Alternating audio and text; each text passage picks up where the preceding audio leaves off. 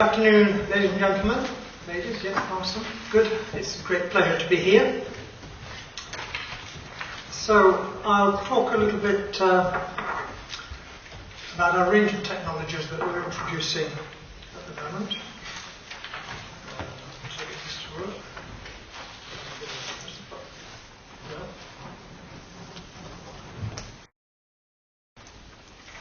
Okay. Well, I'll go quickly through the introduction. We've had a few challenges over the last decades or so. Air quality we've now resolved. As you can see on this chart, everything's sorted out. excess of CO and all the rest of it is way down 5%, 1% of what it used to be. We've had some difficulty working out what to do about CO2. We've had these indications in the past, Kyoto, say voluntary agreement. Things have hotted up in the last year or so, with the UK talking about 60% reduction by 2050 and limiting CO2 from new vehicles. The European Commission is busy working on issues, supply problems, and of course the answer is the hydrogen vehicle. Why is it that we're doing this? Because of CO2. Even though we're moving downwards in our CO2 total output from the vehicle sector, mainly because of the, say, 25% agreement to reduce fuel consumption between 1996 and 2008, the trend is nevertheless upwards because of the increase in volume.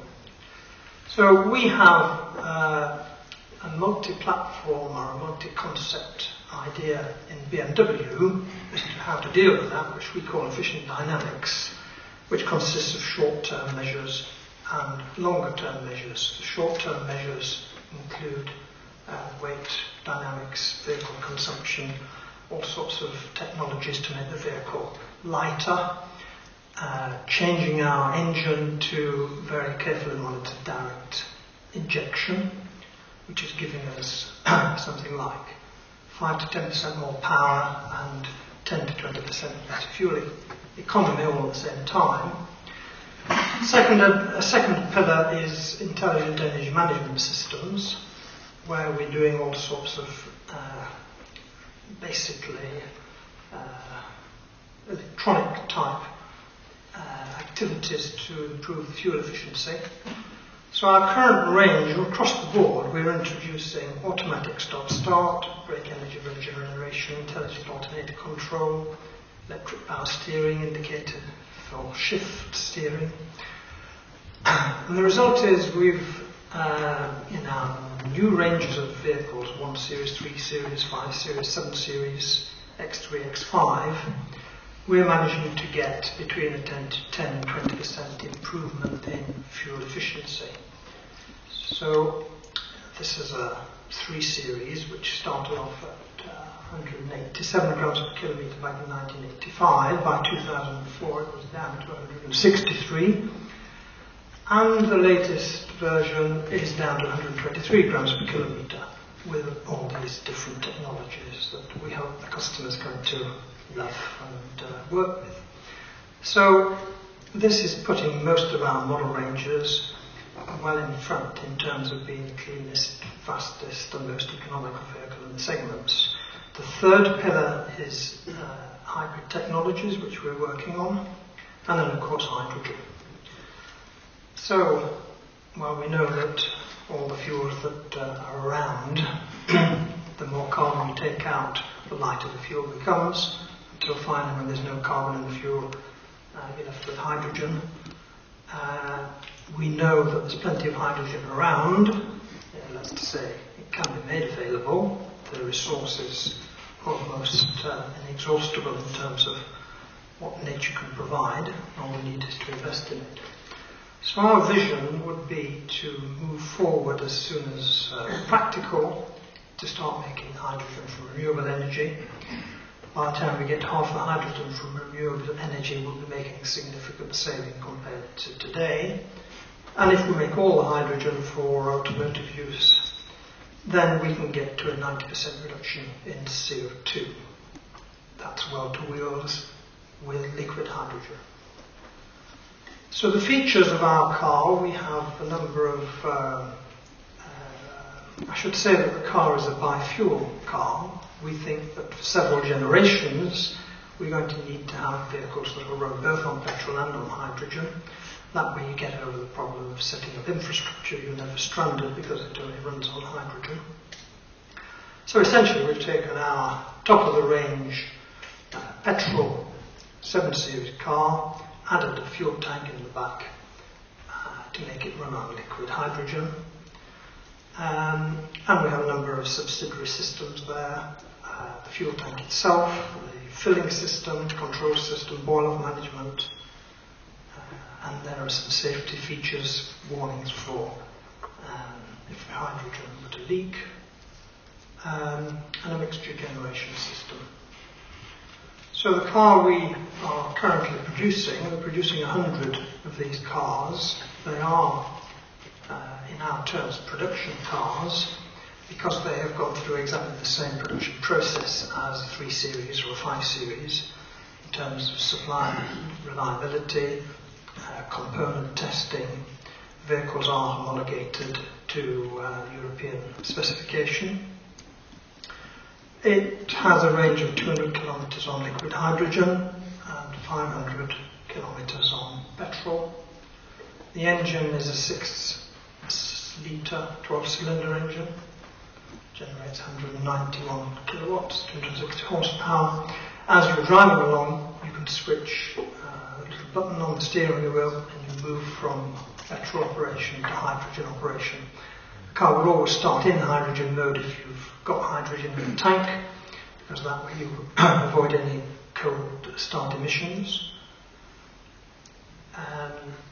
The other trick we've discovered is how to get rid of NOx, because as is in internal combustion, it pulls in nitrogen and there is a possibility of making nitrous oxide. And what we have discovered is that the first part of the graph between no hydrogen and 1 to 1, during that period the hydrogen is so combustible compared to the nitrogen that it grabs all the oxygen and you don't get any NOx formed. And when you've got plenty of air, the same thing happens, you don't get any NOx. You only get NOx between 1 to 1 and about 2.2 to 1. So with our engine technology, we simply suppress the brown area in that curve and we finish up with no NOx. Of course, the storage is an issue.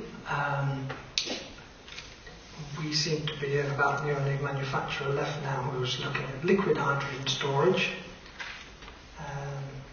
We still think that's the most advantageous. It's probably the safest as well, because if there's a problem with the tank, unless you've got liquid air handy, you simply get the hydrogen will burn without any explosive properties.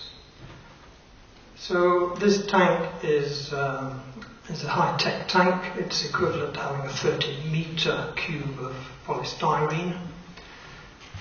If you fill the tank with boiling hot coffee, it takes 80 days for it to cool down enough to be able to drink the coffee. And if you fill it with water and freeze it, it would take a mere 13 years to melt. So it's quite high tech. There's no power source. It's simply a thermos flask at the end of the day. So the hydrogen still does warm up, so we need a boil-off management system which catalyzes the hydrogen into water vapor. So why have we opted for liquid hydrogen? Well, for a number of reasons. First of all, the embryo filling station network is probably going to run off liquid hydrogen because it's too difficult to pipe or to deliver gaseous hydrogen. Secondly, it's easy to fill, quick, but the most important reason is that it gives a bigger range than is possible with compressed gaseous hydrogen.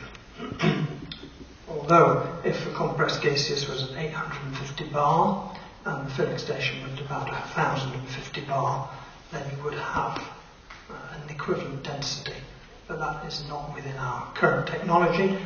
And the main thing about this car, which I hope most of you have seen, if not driven, is that it represents current technology. It's what is available in practical terms today, and that's our purpose. And that's why we have restricted the power of the hydrogen version to be the same as the petrol version. In fact, we've also discovered that, or we're in the process of discovering, that if you were to run an internal combustion engine purely on hydrogen, then you can get enormous efficiency improvements compared to the petrol engine. And our target is to move from something like 20% efficiency with the petrol engine to around 50% efficiency with hydrogen, which means that internal combustion use of hydrogen is then quite comparable with fuel cell efficiency, which has a theoretical efficiency of 60%. So coming back to the tank, it's a bit complicated, this diagram, but essentially what it shows is that you're better off with liquid hydrogen. So our current our current system on the left, which is 225 kilograms, even though the hydrogen is only 8 or 9 kilograms of that total weight. We think if you go to a lightweight design, because this tank is only a maximum of 6 bar pressure when the hydrogen starts to warm up, as opposed to 700 or 800 bar if you're looking for compressed gaseous. So your choice of material and the form of the tank in terms of the fitting it into the car gives you more flexibility. We think we can manage with an 80 kilograms system weight, whereas even the 350 bar or 700 bar compressed hydrogen, you're talking about 220, 200 or so kilograms of weight. And this is quite an important issue.